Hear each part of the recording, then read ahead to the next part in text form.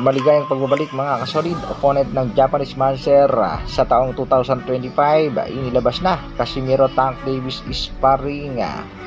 Pinagkaguluhan na Oya Inoue sa wakas pumalag na rin sa boksingerong kanyang kinatatakutan. Mga bashers ng ating pangbatong si Alas tila tinamaan sa Real Talk ni Mr. Attorney Ed Tolentino. Yan ang ating mga pag-uusapan mga kasolid. Para sa ating unang balita mga kasolid, kampo ng Japanese Monster na sina Oya Inoue biglang bumaliktad ng desisyon. Tila natakot sa kasong pwedeng isampa ng kampo nitong si Murodjon Akhmadaliev. Sa kasalukuyan mga kasolid ay nag-iba nga ang plano ng kampo nitong sina Oya Inoue. Inilabas na nga ang tatlong boksingerong posibleng kalabanin sa taong 2025.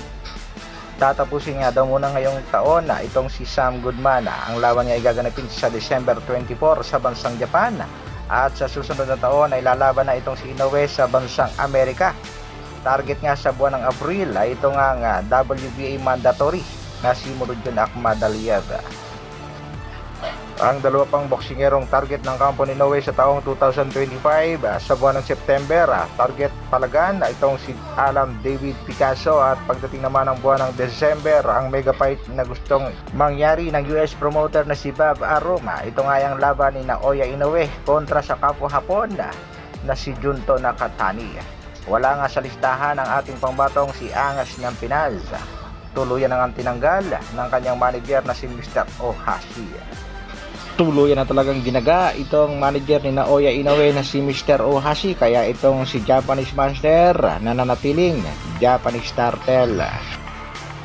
Sa kabilang balita naman mga kasolid, isang napakagandang komento at real talk nga ito na galing mismo kay Attorney Ed Tolentino ng Boxer Short.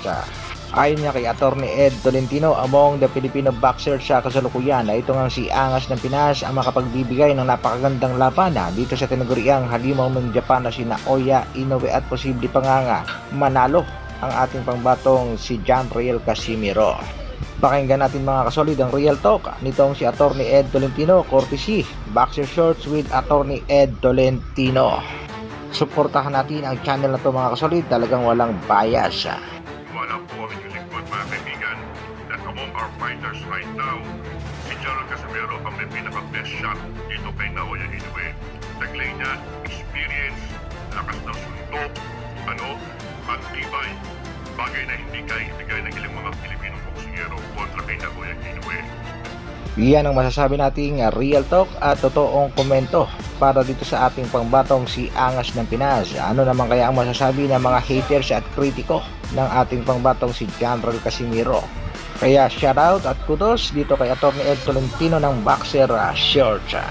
Sa binitawang salita naman ng ating pangbatong si Angas ng Pinas na kung sakaling matutuloy ang laban niya dito kay Oya Inoue ay di umano'y kukunin niyang sparring partner ay ito nga si Gervonta Tank Davis. Marami namang bumatiko sa sinabi niya ni Alaz. Pero alam naman natin mga kasolid na hindi naman talaga pwedeng kunin sparring partner lang itong si Gervonta Tank Davis, at yan ay biro lamang na nag-iisang Angas ng Pinas. Ganyan kaangas ang ating pangbatong si Cuadro Alas Jamriel Casimiro, pero totoo nga maipag-aangas. Malaki talaga ang chance niyang talunin itong sina Oya Inoue kung sakaling papalagan siya ng nasabing Hapon. Yan na rin ang nabanggit ng kanyang promoter na si Mr. Masayuki Ito. May kakaibang lakas talaga itong si Angas ng Pinas, Jamriel Casimiro. Ayon pa nga sa boxing legend na si Jerry Peñalosa, mayabang na may napatunayan. Worth it siya panoorin, hindi lang nagsasalita, talagang ginagawa niya ang sinasabi niya. Hanggang dito na lang muna mga kasolid. Maraming salamat sa patuloy na pagsuporta at panonood. Isang like naman dyan, at sa mga bago, pa-share at subscribe na rin ng ating video. Mabuhay, Dr. Alvin Vlogs. Brrrr.